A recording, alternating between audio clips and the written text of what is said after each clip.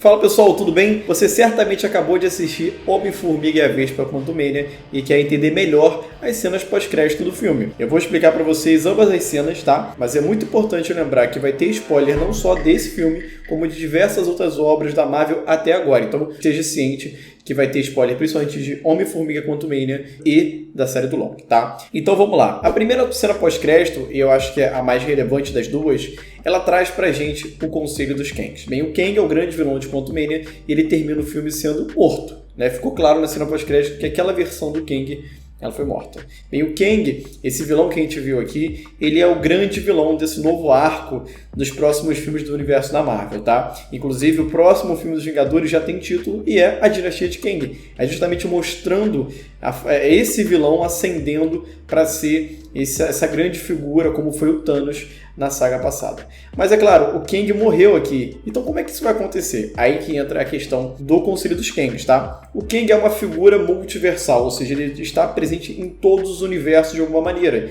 Sempre tem uma versão dele ali.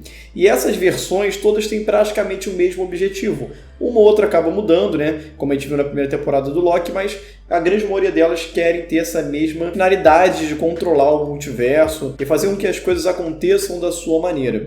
Então, na cena pós-crédito, temos três grandes líderes ali do Conselho dos Kangs, né? Que pelo visual a gente consegue identificar com algumas versões clássicas do Kang dos quadrinhos, né?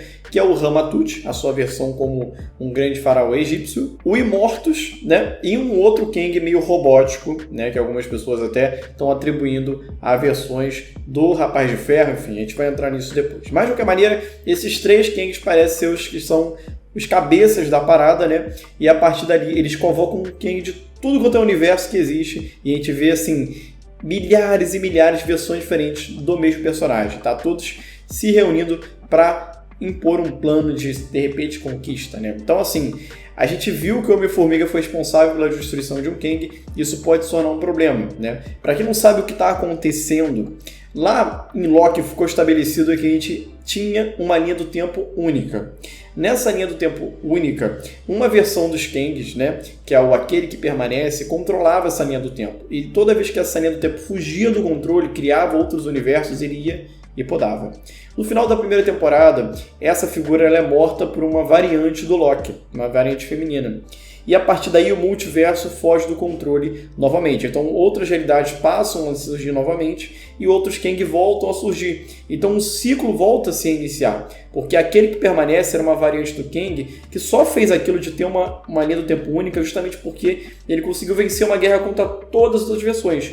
E como ele morreu, ele não consegue controlar mais a existência dessas versões e aí elas passaram a surgir e começaram a infernizar todo o multiverso. Então, a gente sabe que nos próximos filmes, não em todos, vários Kangs vão aparecer. Inclusive, a segunda cena pós-crédito eu já vou comentar, mostra muito claramente isso. Várias versões do Kang vão aparecer em filmes, em séries, até culminar no Vingadores de Dinastia de Kang.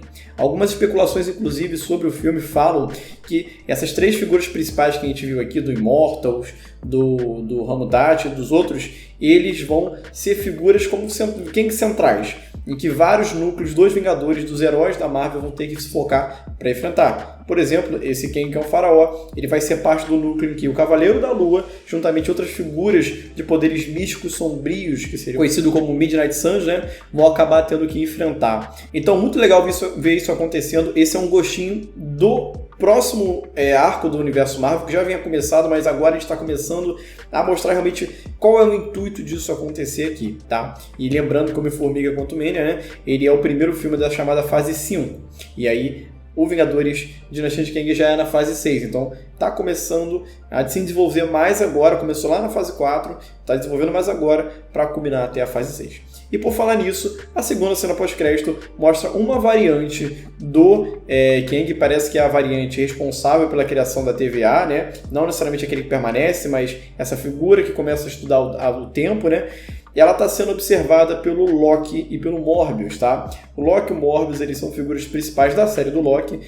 O Loki é uma variante do Loki que a gente conhecia e ele está nessa cruzada agora de entender quem é essa figura do Kang, aquele que permanece, porque ele viu isso tudo se desenrolar na primeira temporada, inclusive no final da temporada, obviamente, e agora tudo mudou depois que aquele que permanece morreu. e agora ele deve passar ao longo dessa temporada desvendando mais sobre essa figura, seus objetivos e suas variantes, tá? Muito legal ver esse gancho, é a segunda vez que um filme, pelo que eu lembro, né, do MCU leva um gancho pra série. O último foi a Viúva Negra, aqui, né, que teve um ganchozinho lá pra gente ver a série do Gavião Arqueiro, mas enfim, esse ano já tem a segunda temporada de Loki e a gente teremos respostas sobre essa segunda cena pós-crédito. Enfim, deu para entender legal? Qualquer dúvida comenta aqui embaixo, a gente faz vídeos específicos sobre cada um dos assuntos, mas espero que vocês tenham gostado, lembre de deixar o like, se inscrever no canal para ficar sempre inteirado do universo Marvel, e a gente se vê numa próxima. Valeu!